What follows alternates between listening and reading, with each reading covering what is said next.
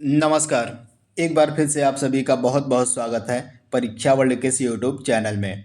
दोस्तों, RRB NTPC 2024 की परीक्षा के लिए जो प्रैक्टिस सेट की सीरीज हम चला रहे हैं उसको आज हम और आगे बढ़ाएंगे और आज के इस क्लास में हम प्रैक्टिस सेट नंबर 6 को कवर करने वाले हैं।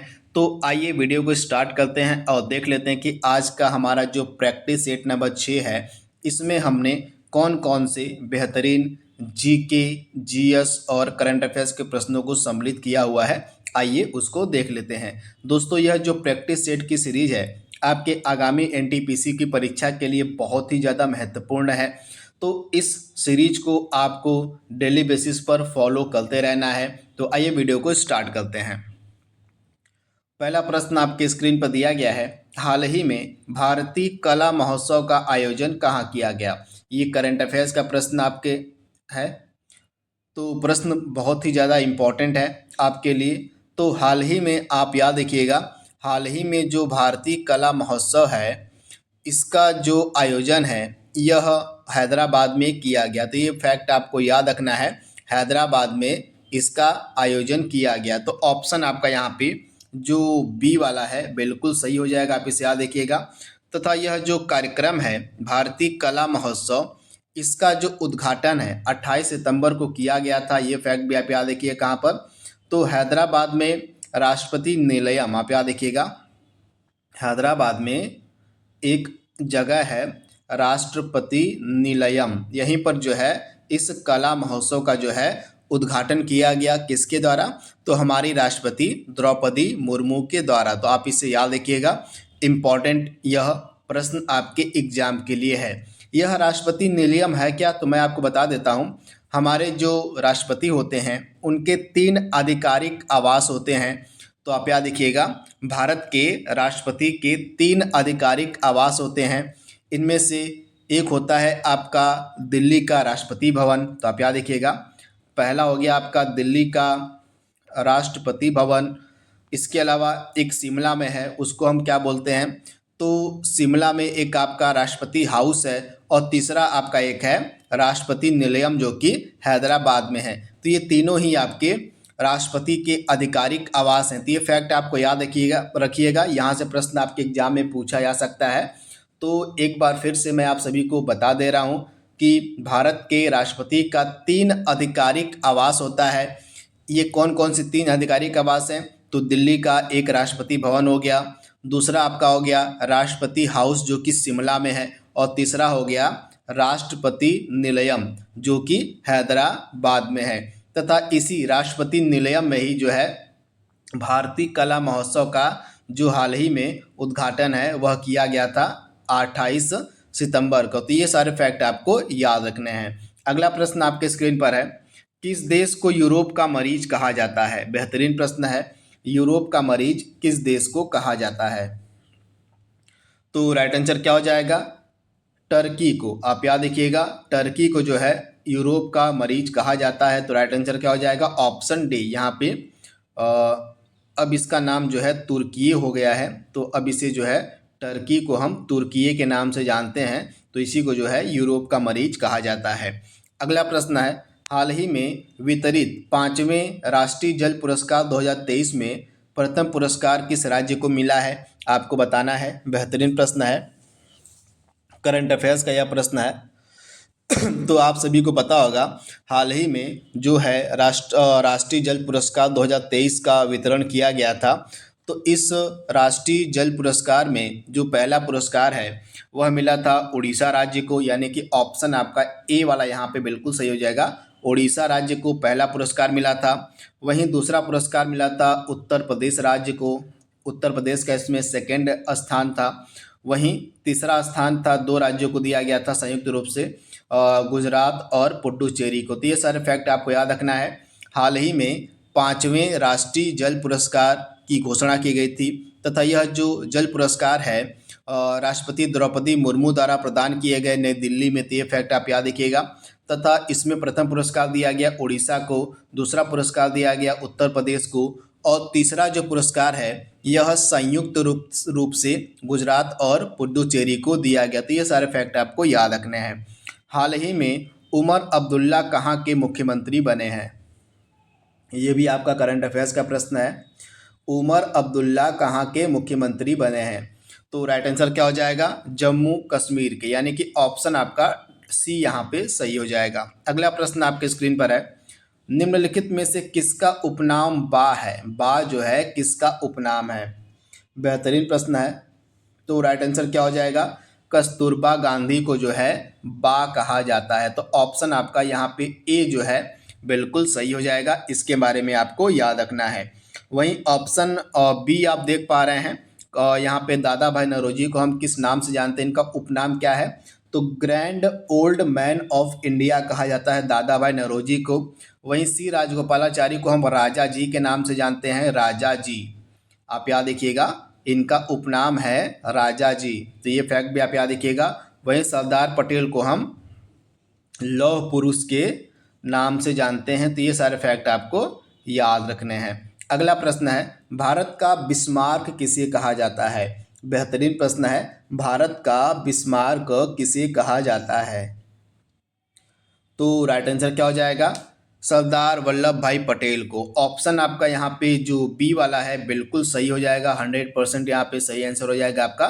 सरदार वल्लभ भाई पटेल को जो है भारत का बिस्मार्क कहा जाता है। तो इस प्रकार से दादा जो सरदार वल्लभ भाई पटेल हैं, इनके दो इम्पॉर्टेंट उपनाम हैं।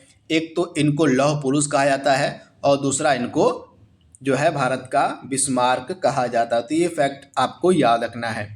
अगला प्रश्न आपके स्क्रीन पर दिया गया है, निम्न में से किस देश को विश्व का कॉफी का कटोरा कहा जाता है? विश्व का कॉफी का कटोरा जो है किस देश को कहा जाता है? बेहतरीन प्रश्न है, एग्जाम ओरिएंटेड प्रश्न है। तो राइट आंसर क्या हो जाएगा? ब्राजील को। ब्राजील को जो है कॉफी का कटोरा कहा जाता है। तो ऑप्शन आपका जो सी वाला है यहाँ पे सही हो जाएगा। एलो वेस्ट विरोध का जो संबंध है यह किस देश से है? एलो वेस्ट विरोध का संबंध किस देश से है? यह प्रश्न आपके एनटीपीसी की परीक्षा जो 2021 में हुई थी उसमें पूछा गया है। तो राइट आंसर क्या हो जाएगा? फ्रांस से संबंधित है यह एलो वेस्ट विरोध। तो ऑप्शन डी आपका यहाँ पे सही दिया गया है। अगला प्रश्न है, आपको पता होगा कि 2025 में जो कुंभ मेला है उसका आयोजन किया जाएगा। तो इसकी डेट आपको बतानी है कि 2025 का जो कुंभ मेला है उत्तर प्रदेश के प्रयागराज में कब से कब तक आयोजित किया जाएगा? बेहतरीन प्रश्न है, एग्जाम ओरिएंटेड प्रश्न है। तो राइट आंसर क्या हो जाएगा? जो 2025 वाला कुंभ का मेला है यह जो है उत्तर प्रदेश के प्रयागराज में 13 जनवरी से लेकर 26 फरवरी 2025 के मध्य आयोजित किया जाएगा। तो राइट आंसर क्या हो जाएगा आपका? ऑप्शन ए, 13 जनवरी से लेके आपका 26 फरवरी 2025 के मध्य तक यह आयोजित होगा। अगला प्रश्न आपका करंट अफेयर्स का ही है, हाल ही में संघाई सहयोग संगठन की 23वीं बैठक कहाँ पर आयोजित की गई? यहाँ पे संघाई सहयोग संगठन की 23वीं बैठक के बारे में पूछा गया कि कहाँ पर हाल ही में आयोजित की गई है। तो आप याद रखिएगा 16 अक्टूबर को इस बैठक का जो आयोजन किया गया पाकिस्तान के इस्लामाबाद में। तो राइट आंसर क्या हो जाएगा? इस्लामाबाद में, यानी कि ऑप्शन आपका यहाँ पे जो बी है बिल्कुल सही हो जाएगा। इसके बारे में आपको याद रखना है। तथा भारत की तरफ से इस बैठक में किन्होंने हिस्सा लिया था? तो हमारे विदेश मंत्री एस जयशंकर साहब गए थे। आप याद रखिएगा, हमारे विदेश मंत्री जो है एस जयशंकर, इन्होंने ही इस बैठक में हिस्सा लिया था। तो ये फैक्ट आप याद रखिएगा। तो ऑप्शन बी इस प्रश्न का बिल्कुल सही हो जाएगा। ये फैक्ट आप याद रखिएगा। अगला प्रश्न आपके स्क्रीन पर दिया गया है, ऑस्कर पुरस्कार की घोषणा कब की गई थी? बेहतरीन प्रश्न है। ऑस्कर पुरस्कार की घोषणा पहली बार कब की गई थी, यानी कि इसकी शुरुआत पूछा गया है कि कब की गई थी। बेहतरीन प्रश्न है। तो राइट आंसर क्या हो जाएगा?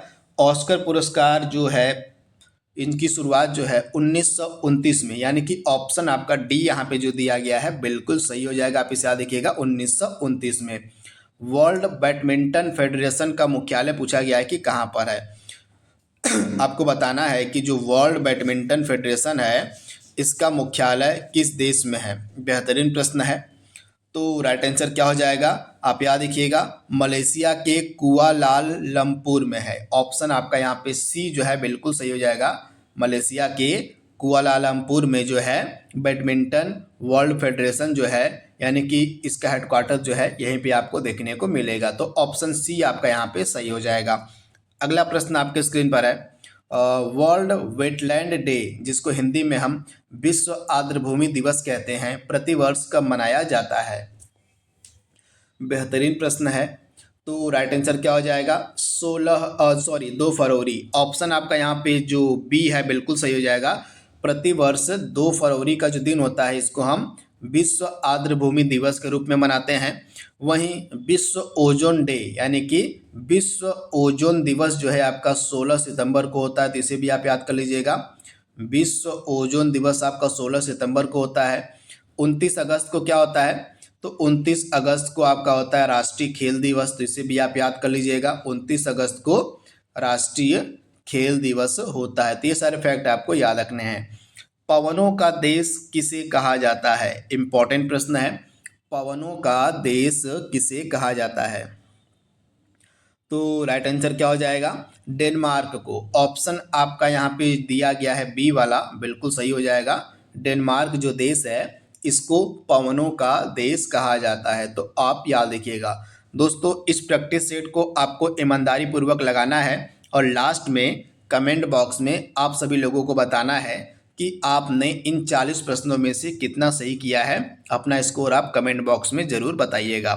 15वां प्रश्न आपके स्क्रीन पर है, वर्ल्ड हैप्पीनेस रिपोर्ट पहली बार कब प्रकाशित की गई थी? वर्ल्ड हैप्पीनेस रिपोर्ट जो है पहली बार कब प्रकाशित की गई थी? तो इस प्रश्न का राइट आंसर क्या हो जाएगा? 2012। ऑप्शन आपका यहाँ पे सी वाला जो है बिल्कुल सही हो जाएगा। विश्व पर्यावरण दिवस पहली बार कब मनाया गया था?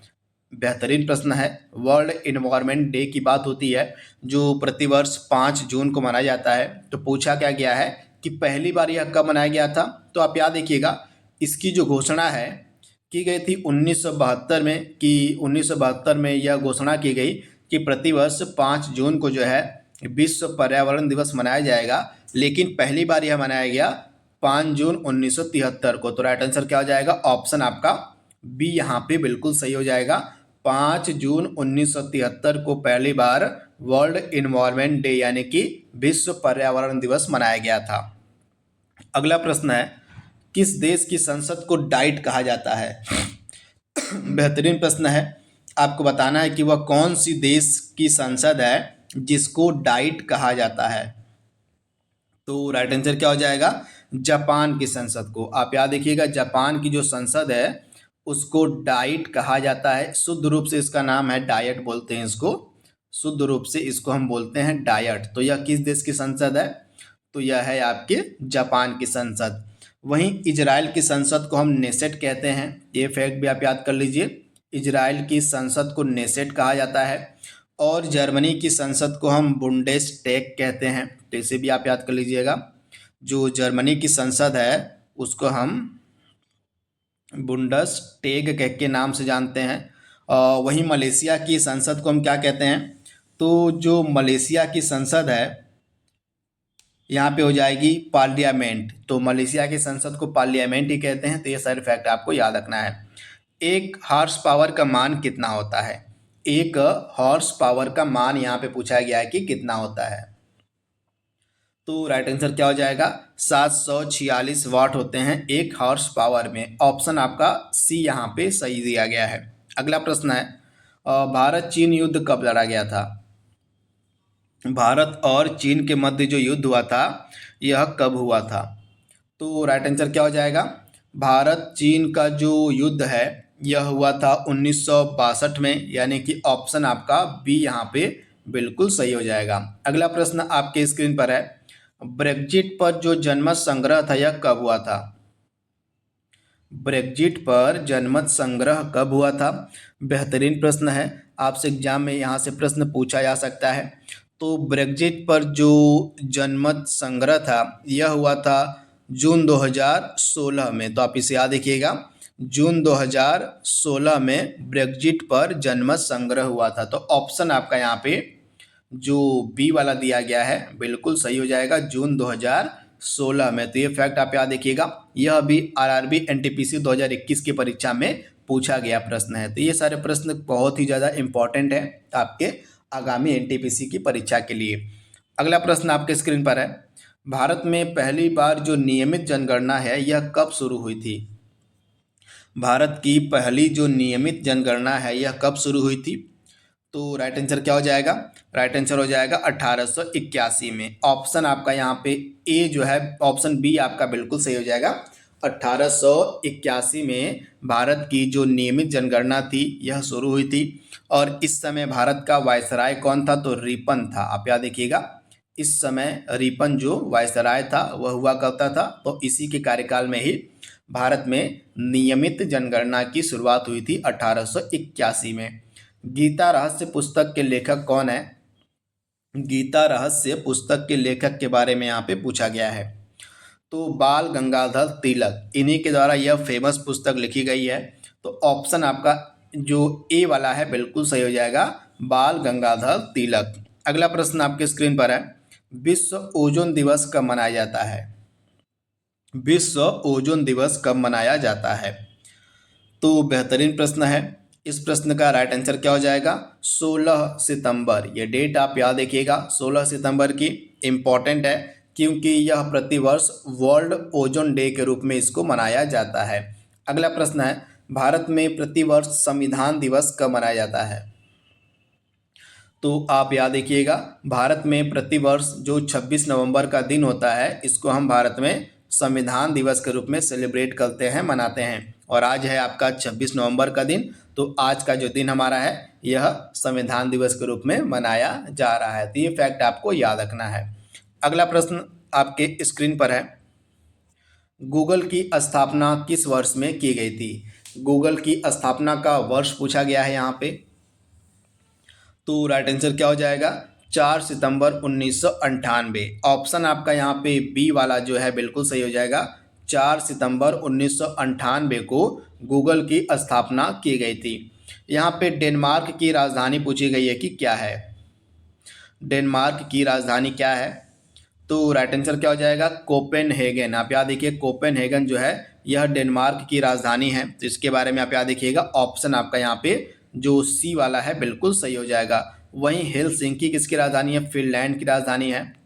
फिनलैंड की राजधानी हो जाएगी आपकी हेलसिंकी। और ओस्लो किसकी राजधानी है? तो नॉर्वे की राजधानी आपकी ओस्लो हो जाएगी।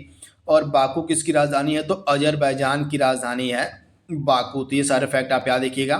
तथा यह जो बाकू सिटी है इस समय न्यूज में है क्योंकि यहीं पर जो है हाल ही में कॉप 29 का आयोजन किया गया है। तो ये फैक्ट भी आपको याद रखना है। तो अजरबैजान की राजधानी हो जाएगी बाकू, और बाकू में हाल ही में कॉप 29 का आयोजन किया गया है। अगला प्रश्न आपके स्क्रीन पर है, नहरों का देश किसे कहा जाता है?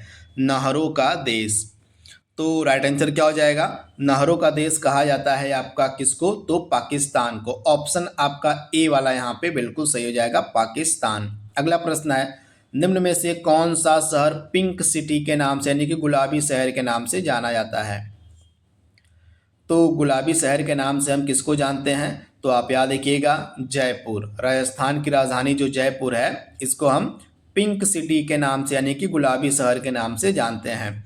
29वां प्रश्न आपके स्क्रीन पर दिया गया है, स्टेट बैंक ऑफ इंडिया जो भारत का सबसे बड़ा कॉमर्शियल बैंक है, वाणिज्यिक बैंक है, इसका नेशनलाइजेशन यानी कि राष्ट्रीयकरण कब किया गया था?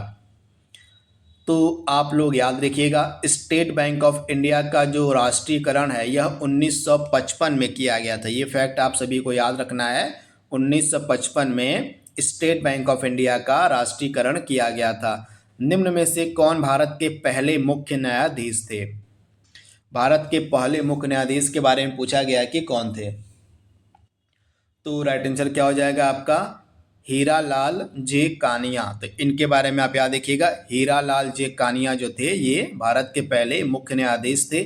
चलिए आप लोग बताइए करंट का प्रश्न कि हाल ही में हमारे नए मुख्य न्यायाधीश कौन बने हैं, इसका आपको जवाब देना है कमेंट बॉक्स में। अगला प्रश्न आपके स्क्रीन पर दिया गया है, 49वीं समानांतर रेखा निम्न में से किन देशों से संबंधित है? 49वीं यहाँ पे समानांतर रेखा का संबंध किन दो देशों के मध्य है आपको बताना है। तो यह एक अंतर्राष्ट्रीय सीमा रेखा है जो दो देशों के मध्य है, यूएसए और कनाडा, यानी कि ऑप्शन आपका यहाँ पे डी जो है सही हो जाएगा। अमेरिका और कनाडा के मध्य यह देखने को मिलेगी 49वीं समानांतर रेखा। तो ये फैक्ट आप याद रखिएगा, भूलिएगा मत। यहाँ से प्रश्न आपके एग्जाम में पूछा जा सकता है। वहीं ऑप्शन ए आप देख पा रहे हैं, ऑप्शन ए जर्मनी और पोलैंड। तो इन दो देशों के मध्य कौन सी अंतर्राष्ट्रीय सीमा रेखा है? तो हिंडनबर्ग रेखा, आप याद रखिएगा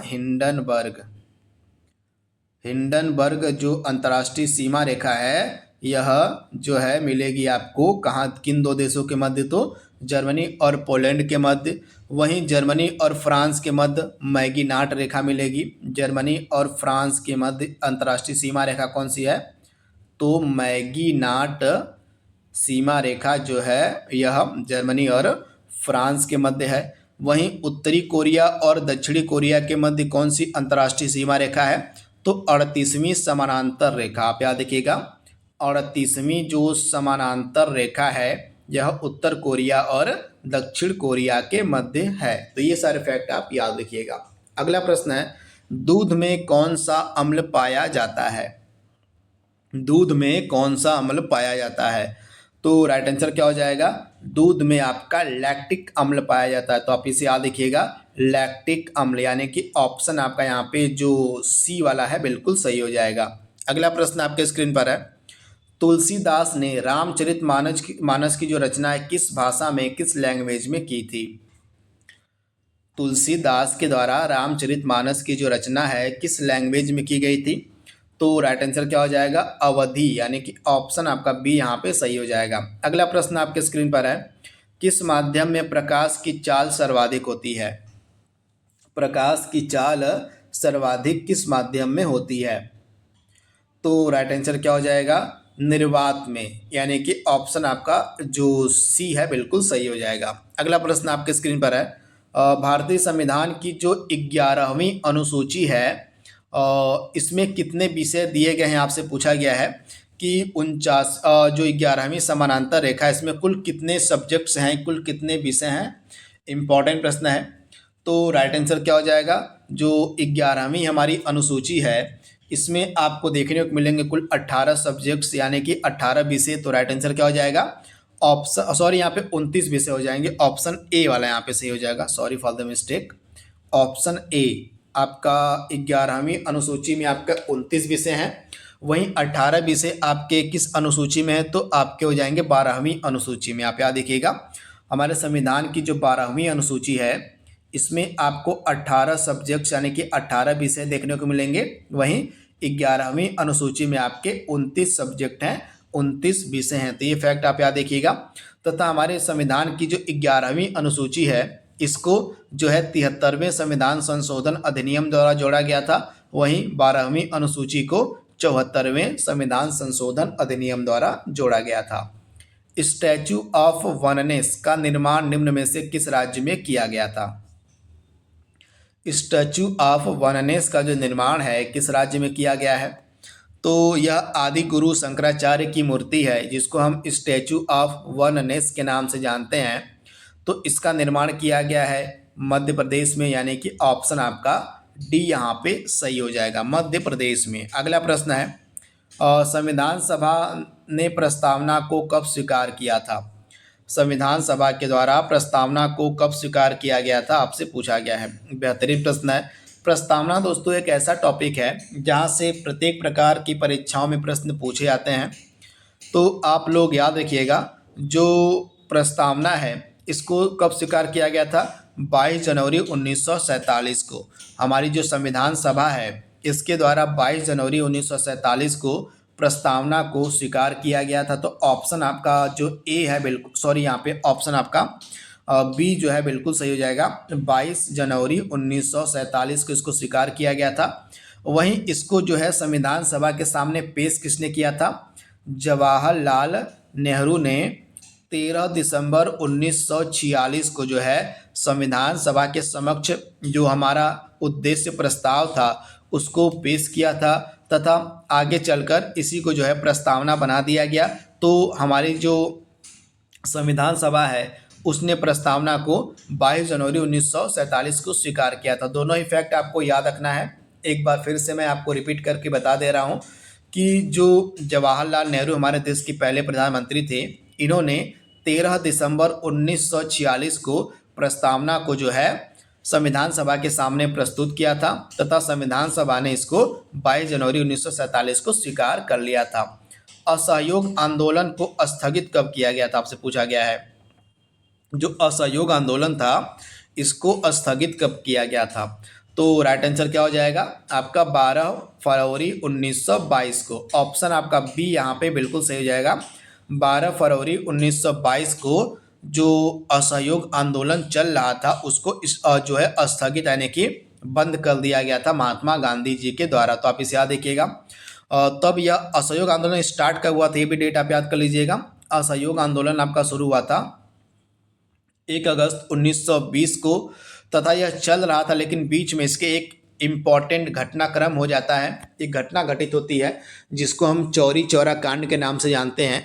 तो जो चौरी चौरा कांड था यह 4 फरवरी 1922 को उत्तर प्रदेश के चौरी चौरा में घटित होता है। तो इसी चौरी चौरा कांड के कारण ही महात्मा गांधी ने 22 फरवरी 1922 को जो है असहयोग आंदोलन को वापस ले लिया। तो ये फैक्ट आप याद रखिएगा।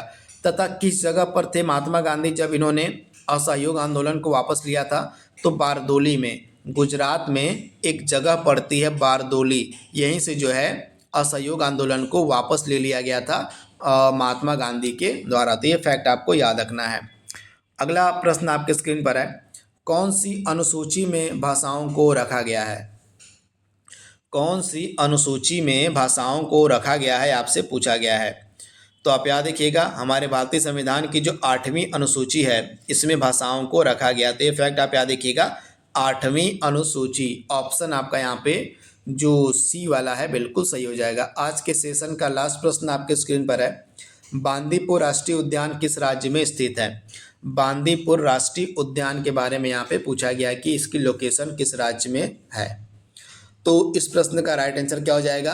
कर्नाटक। ऑप्शन ए आपका सही हो जाएगा। कर्नाटक में बांदीपुर राष्ट्रीय उद्यान है।